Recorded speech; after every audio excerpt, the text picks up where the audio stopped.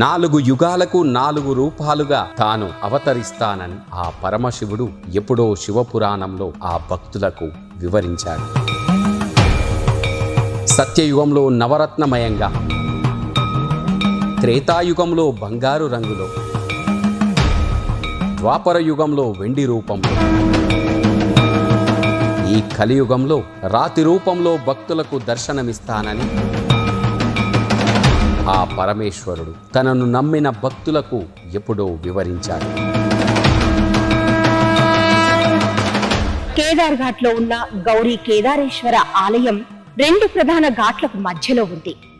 మణికర్ణిక, సత్యహరిశ్చంద్ర ఘాట్లకు మధ్యలో ఉన్న ఈ దేవాలయానికి అధిక సంఖ్యలో భక్తులు తరలివచ్చి కేదారఘాట్లో పుణ్య స్నానాలు ఆచరించి ఆ గౌరీ కేదారేశ్వరులని దర్శించుకొని తరిస్తారు.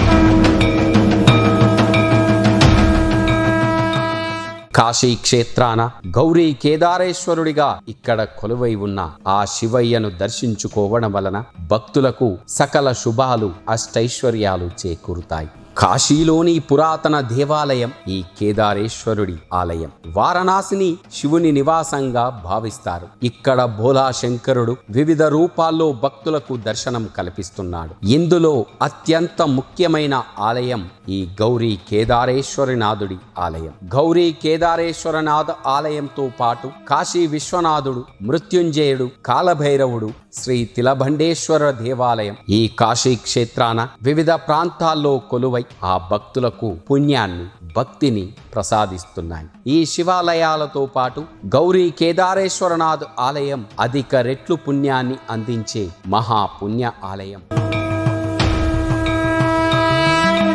కేదార్నాథ్ ఘాటు ఒడ్డుపై కొలువై ఉన్న ఈ గౌరీ కేదారేశ్వరనాథ్ ఆలయంలో అతి పురాతనమైన శివలింగం ఇక్కడ మొదట కనిపించిందని చెబుతారు. ఈ ఆలయంలోని శివలింగాన్ని సందర్శిస్తే ఎన్నో రెట్ల పుణ్యఫలం లభిస్తుందని మన పురాణాలు చెబుతున్నాయి. ఇతర ఆలయాలతో పోలిస్తే ఈ ఆలయ పూజా విధానం విభిన్నంగా ఉంటుంది. ఇక్కడ బ్రాహ్మణులు కుట్టిని బట్టలు ధరించి 4 గంటల పాటు హారతిని ఇస్తారు. అదే సమయంలో స్వయంభూ శివలింగానికి బిల్వపత్రాలు, పాలు, గంగాజలాన్ని అభిషేకం చేస్తారు. ఆ శివయ్యకు నైవేద్యంగా కిచిడీని కూడా సమర్పిస్తారు. ఈ స్వామికి నైవేద్యంగా పెట్టే ప్రసాదాన్ని స్వీకరించడానికి ఆ పరమశివుడే స్వయంగా ఇక్కడికి వస్తాడని భక్తుల నమ్మకం.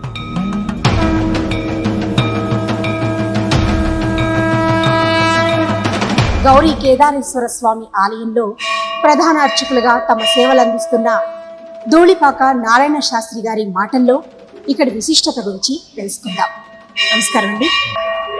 కేదారేశ్వర ఆలయ విశిష్టత గురించి, వైభవం గురించి ఆ ప్రేక్షకులకి వివరించండి. హర నమ పార్వతీపతయే హర హర మహాదేవ. శివం శాంతం జగన్నాథం లోకానుగ్రహకారం శివమేకం వరం వందే శిఖారాయ నమో నమః. మనం ఇప్పుడు కేదారేశ్వర దేవాలయంలో ఉన్నామండి. మనం కాశీలో కేదారఖండం, కేదారేశ్వర దేవాలయం. కాశీ అనేది 3 ఖండాలు. ఈ 3 ఖండాల వల్ల విశేషమైనటువంటి ఖండము కేదారఖండం. ప్రథమం ఓంకారేశ్వర్, కాలభైరుడు ఉన్న ఏరియా మొత్తాన్ని కూడా ఓంకారేశ్వర ఖండం అంటారు. అలాగే విశ్వేశ్వరం ఉన్నటువంటి దేవాలయ ఏరియా మొత్తాన్ని కూడా విశ్వేశ్వర ఖండం అంటారు. అలాగే ఇప్పుడు కేదారేశ్వర దేవాలయం ఉన్న ఏరియా మొత్తాన్ని కూడా కేదారఖండం అంటారు. ఈ కేదారఖండంలో ఎవరైతే కనుక ఈ యొక్క కేదారేశ్వరుని దర్శిస్తారో వారు కాశ్యాంత మరణాన్ముక్తి అన్నారు. అలాగే కాశీలో మరణిస్తే కనుక మోక్షం, మరో జన్మంటూ కూడా. అలాగే ఎవరైతే కనుక కాశీలో మరణిద్దామని కాశీకి వచ్చినా, కాశీలో కాశీవాసం చేస్తున్న కాశీ వాసులైన ఈ కాశీలో కేదారఖండంలో మరణిస్తే కనుక వారికి కాలభైరవ యాత్ర ఉండదు అని అంటారు. కాలభైరవ యాత్ర యొక్క అర్థం ఏమిటంటే మన వైపు కర్మభూమి అంటారు, మన కాశీ పుణ్యభూమి అంటారు. మన వైపు ఉన్నటువంటి కర్మభూమిలో మరణిస్తే కనుక యమయాత్ర అనేది ఉంటుంది. ఈ కాశీలో మరణిస్తే కనుక కాలభైరవ యాత్ర, దండపన యాత్ర ఉంటుంది. ఈ కాలభైరుడు ఎవరయ్యా అంటే కాశీక్షేత్రానికి ఎవరు రావచ్చు, ఎవరు రాకూడదు అని ఆ కాలభైరుడు ఈ యొక్క అనుగ్రహం ఉన్న వాళ్ళే కాశీకి వస్తారు. అలాగే ఈ యొక్క కాశీకి వచ్చిన తర్వాత కాశీలో మరణిందామని ఎవరైతే అనుకుంటారో కాశీలో మరణించిన తర్వాత మరి కాశ్యాంత మరణాలు ముట్టి అన్నారు కాబట్టి మరి ఈ కాలభైరవ యాత్ర అనేది ఉంటుంది. కాశీలో మరణిస్తే కనుక, కేదారఖండంలో మరణిస్తే కనుక కాలభైరవ యాత్ర ఉండదు అని శాస్త్రం. కాశీ క్షేత్రానికి వచ్చి కేదారంలో ఎవరైతే దర్శిస్తారో ఈ కేదారంలో ఈ కేదారేశ్వరుని దర్శించి ఈ శ్రావణ మాసంలో శ్రావణ సోమవారము గంగా స్నానం చేసి ఈ గంగానది గౌరీకుండం గంగానదిలో మునిగి ఉంటుంది. అప్పుడు ఆ టైంలో గంగ పైకి వస్తుంది. గౌరీకుండంలో స్నానం చేసి కేదారేశ్వరుని దర్శిస్తారో వాళ్ళకి కాలభైరు యాత్ర ఉండదు అని అంటారు. కాబట్టి కాశీక్షేత్రానికి వచ్చిన వాళ్ళు కంపల్సరీ కేదార ఘాటుకు వచ్చి గంగా స్నానం చేసి ఈ కేదార ఘాట్లో కేదారేశ్వరుని దర్శించి ఆ యొక్క కాశీక్షేత్రంలో మోక్షాన్ని పొందుతారు అని శాస్త్రం. ఇక్కడి కాశీలోని కేదారేశ్వర మహాదేవ శివలింగానికి ఒకటి కాదు, రెండు కాదు, ఎన్నో మహిమలు దాగి ఉన్నాయి. ఈ శివలింగం సాధారణంగా కనిపించే ఇతర శివలింగాల మాదిరిగా కాకుండా రెండు భాగాలుగా విభజించబడి ఉంటుంది. ఒక భాగంలో శివపార్వతులు ఉండగా మరొక భాగంలో శ్రీమన్నారాయణుడు తన భార్య అయిన శ్రీలక్ష్మితో కొలువై ఉంటాడని పురాణాలు చెబుతున్నాయి. కేదార్ ఘాట్ స్నానం, కేదారేశ్వర దర్శనం, స్పర్శనం పరమ పుణ్యప్రదం. ఇక్కడ పితృకర్మ చేస్తే 101 తరాల వారు తరిస్తారు. చైత్ర బహుళ చతుర్థి నాడు ఉపవాసం ఉండి 3 పూటల 3 పుక్కిళ్ళు కేదారు జలాన్ని సేవించిన వారు తప్పకుండా శివైక్యం చెందుతారు. కాశీ క్షేత్రం యొక్క విశిష్టత చెప్పండి. ఈ కాశీ యొక్క క్షేత్రకి విశేషం ఏమిటంటే ఈ కాశీ మొత్తం 3 ఖండాలు. కాశీకి కొన్ని హద్దులు. అసీ వర్ణయోర్ మధ్య కాశీ ఎక్కడి నుంచి ఎక్కడి వరకు అంటే 80 నుంచి వర్ణ వరకు ఉన్నాయి. అందువల్ల దాని మధ్యలో ఉన్న ఘాటే 24 ఘాట్లు. ఆ చివరి ఘాటి 80, ఈ చివరి ఘాటి వర్ణ. అసీ వర్ణ 2 కలిపితే వారణాసి. అసీ వర్ణయోర్ మధ్య ఆనందవనే మహాసుగానే. ఈ కాశీ క్షేత్రం అనేది ఒక ఆనందవనమాట. అంటే ఒక జీవుడు ఎక్కడ పుట్టినా ఎక్కడ పోయినా ఈ కాశీకి లాస్ట్కి రావాల్సిందే, కాశీకి వచ్చి కాశీలో మరణించవలసిందే అని శాస్త్రం అన్నమాట. కాబట్టి ఆ యొక్క జీవుడు ఎక్కడ పుట్టినా ఎక్కడ పెరిగినా సరే లాస్ట్కి కాశీ క్షేత్రానికి వచ్చి కాశీవాసం ఎవరైతే చేస్తారో వాళ్ళు మోక్షాన్ని పొందుతారని శాస్త్రం. కాబట్టి కాశీ క్షేత్రానికి రావాలి అంటే కూడా ఆ కాలభైరుడు విశేషమైన అనుగ్రహం ఉండాలి అని అంటారు. కాబట్టి మన బాంధవ్యాన్ని అన్నీ కూడా మనం వదిలిపెట్టి కాశీకి రావాలి అంటారు. కాబట్టి మనం దేన్ని కూడా మోహంతో అన్నీ కూడా కామ క్రోధ మోహ లోభ వదవాశ్చర్యాలన్నీ కూడా వాళ్ళు వదిలేసి రావాలంటే కాశీకి. కాబట్టి మన కోసం ఎవరైతే రావాలనుకుంటారో వాళ్ళు కాశీకి వచ్చి చూడాలి మనల్ని. అలా అంతేగాని మనం కాశీ క్షేత్రానికి కూడా వచ్చి నాకు అది కావాలి ఇది కావాలి వాళ్ళకి కావాలి వీళ్ళకి కావాలి అనుకోకూడదు. అదే కాశీ, అదే మోక్షం, అదే కాశ్యాంత మరణాంతి, దాన్నే మోక్షం అంటారు. కాబట్టి కాశీలో ఉన్న వాళ్ళందరూ కూడా మోహాన్ని ఎవరు కూడా మనసులో పెట్టుకోకూడదు. నాకు ఇది వద్దు అనుకోవాలి, అప్పుడే వాళ్ళకి మోక్షం ఉంది. అందువల్ల ఈ కాశీలో ఎవరైతే వస్తారో కాశీ యాత్ర అని ఉంటుంది, గర్భవాసం ఒకటి ఉంటుంది, అలాగే 9 నిద్రలు ఉంటుంది. గర్భవాసం యొక్క అర్థం ఏమిటి అంటే 9 నెలల 9 రోజులు కాశీలో ఉన్నారట, దాన్ని గర్భవాసం. గర్భవాసం యొక్క అర్థం ఏమిటంటే 9 నెలల 9 రోజులు ఎప్పుడైతే కాశీలో ఉంటారో వాళ్ళు ఒక తల్లి గర్భంలో 9 నెలల 9 రోజులు బిడ్డ పెరిగిన తర్వాత జన్మిస్తాడట. అందువల్ల అలాగే కాశీలో 9 నెలల 9 రోజులు కాశీ క్షేత్రానికి వచ్చి కాశీలో ఎండనక వాననక చల్లనక ఎన్నో కష్టాలు ఉంటూ ఉంటాయి. అలాగే కాలభరుడు దండపని వాళ్ళు మనల్ని పరీక్షిస్తూ ఉంటారు, వీళ్ళు కాశీలో ఉండగలుగుతారా లేదా అని. ఇందులోనే ఎన్నో గుర్తుకొస్తూ ఉంటాయి, నాకు అది ఇది వాళ్ళు ఇది అని. వాళ్ళ కనుక మనం గుర్తు తెచ్చుకుంటూ కనుక మన అసలు వస్తూ ఉంటాయి, ఆటోమేటిక్గా మనకి పరీక్షలు జరుగుతూ ఉంటాయి. వాటి వెనకాల మనం వెళ్తే కనుక మనం వెళ్ళిపోతాం. కాశీలో 9 నిద్రలు కాదు కదా, 9 సంవత్సరాలు కాదు, 30 సంవత్సరాలు ఉన్నా సరే కాశీలో మోక్షం లేదన్న వాళ్ళు ఆ టైంకి బయటికి గంటేస్తారు. లేదు కాశీకి మించింది లేదు, నాకు కాశీయే కావాలి మోక్షమే కావాలనుకున్న వాళ్ళు ఎవరైతే ఉన్నారో కాశీ నుంచి బయట అడుగు పెట్టకూడదు. అందువల్ల శాస్త్రం ఏమిటంటే 9 నెలల 9 రోజులు కాశీలో ఉండాలి, కాశీ పరిగణన నుంచి బయటికి వెళ్ళకూడదు. అలాగే క్లుప్తంగా ఎవరైతే ఎవరిని కాశీకి వెళ్ళి ఉండాలనుకున్నారంటే 9 రోజులు నిద్ర చేస్తారట. ఆ 9 రోజులు కూడా కాశీ వదిలిపెట్టి బయటికి వెళ్ళకుండా కాశీలో నిద్ర చేయాలట. కాబట్టి నేను కాశీకి వచ్చిన తర్వాత ఇక్కడికి వెళ్ళాలంటే మనం ఏం చేయలేము. కాబట్టి కాశీ యాత్ర అనేది వేరు, 9 నిద్రలు వేరు, గర్భవాసం వేరు, కాశీ శాశ్వత వాసం వేరు. శాశ్వత వాసంలో కాశీ క్షేత్రంలో ఉండిపోయి వాళ్ళు స్వయం పాకం అంటే గంగాస్నానము స్వయం వాళ్ళ వంట వాళ్ళు ఒక పూటే భోంచేయాలి, ఏకభుక్తం అన్నమాట. పగలంతా కూడా వాళ్ళు గంగాస్నానాలు దైవ దర్శనాలు, సాయంత్రం అయ్యేటప్పటికి భోంచేసి నిద్రించడం, మళ్ళీ నెక్స్ట్ డే మళ్ళీ దేవాలయం, ఏదో ఒక దేవాలయం చూస్తూ ఉండాలి.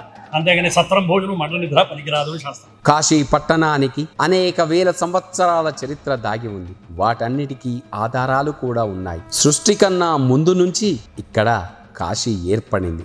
ఈ కాశీ క్షేత్రం పరమశివునికి చాలా ప్రీతిపాత్రమైంది. ఆయన ఎల్లవేళలా ఈ క్షేత్రాన్ని విడవకుండా ఉంటాడు. అందుకే ఈ క్షేత్రాన్ని అవిముక్త క్షేత్రమని, అవిముక్తేశ్వరమని అంటారు.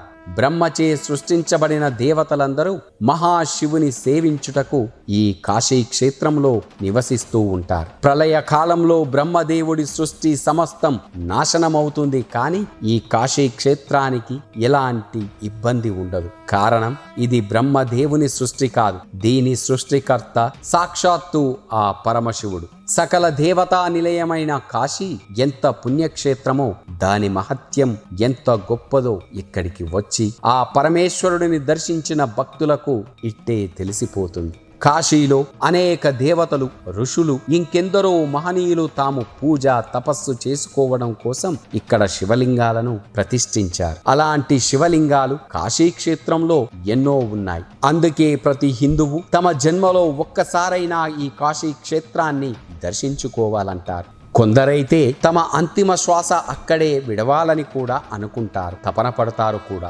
ఎందుకో తెలుసా? పురాణోక్తి ప్రకారం కాశ్యాంతు మరణాత్ ముక్తి. కాశీలో మరణించిన వారికి అంతిమ సమయంలో సాక్షాత్తు పరమేశ్వరుడే చెవిలో ఉపదేశం చేస్తాడట.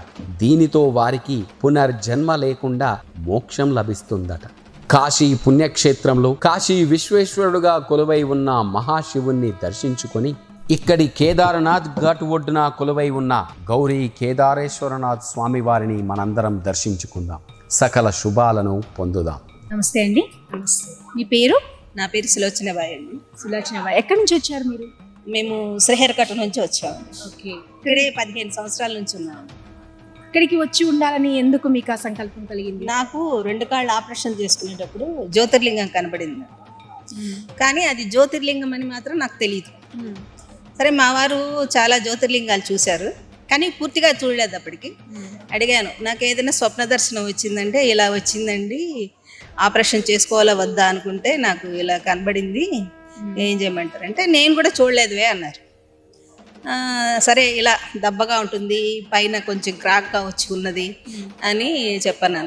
సరే, అయితే మనం ఎల్టీసీకి ఆపరేషన్ అయిన తర్వాత కాశీ క్షేత్రానికి వస్తామని అన్నాను. సరే, కాశీ క్షేత్రానికి వచ్చాము. చూస్తే నేను చూసి నాకు స్వప్నంలో కనపడిన విశ్వనాథుడే నాకు కనపడ్డాడు. అప్పుడేంటంటే ఇంత డెవలప్ కాలేదు, విశ్వనాథుని బాగా తాకేవాళ్ళము, మేమే పంచామృతాలతో అభిషేకం చేసేవాళ్ళం.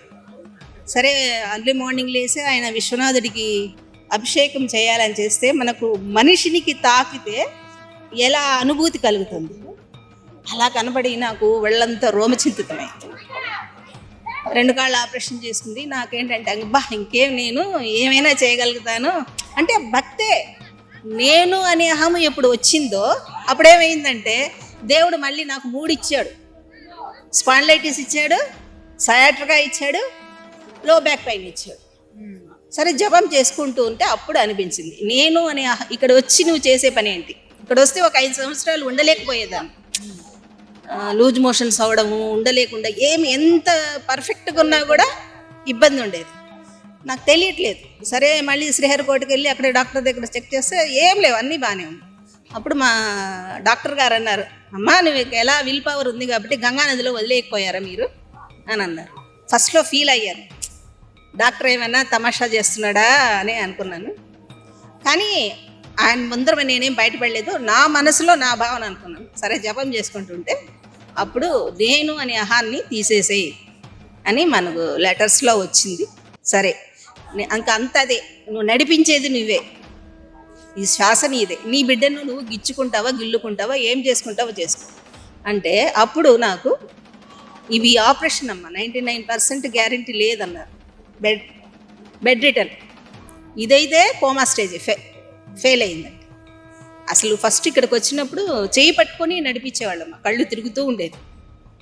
అలాంటిది నేను అన్నీ చేసుకొని, ఇంట్లో ఒక పని మనిషి లేకుండా అన్నీ చేసుకొని ప్రతినిత్యం ఈ కేదారేశ్వరుడికి వచ్చి దీపం పెట్టుకొని వెళ్తాను. ఈయన స్వయంభూ లింగం అమ్మ. ఉదయం పంట వేస్తే సాయంకాలము పంట వచ్చేదన్నమాట.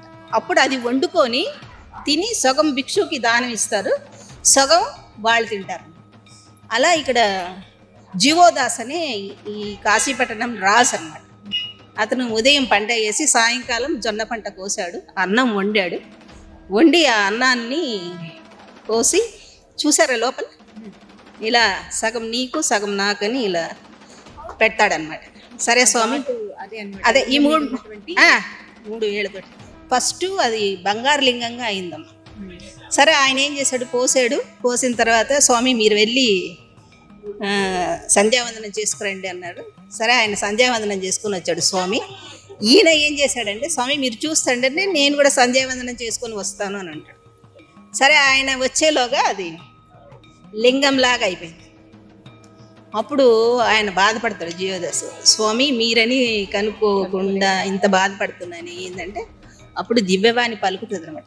కేదార్ ఉంది కదా అక్కడ, బద్రీ కేదార్, అక్కడ 21 కళలు ఉంటే ఇక్కడ అంతర్వాహినిగా 18 కళలు వస్తాయండి. ఏదైనా సరే మనం అనుకున్నామంటే అది నెరవేరుతుంది.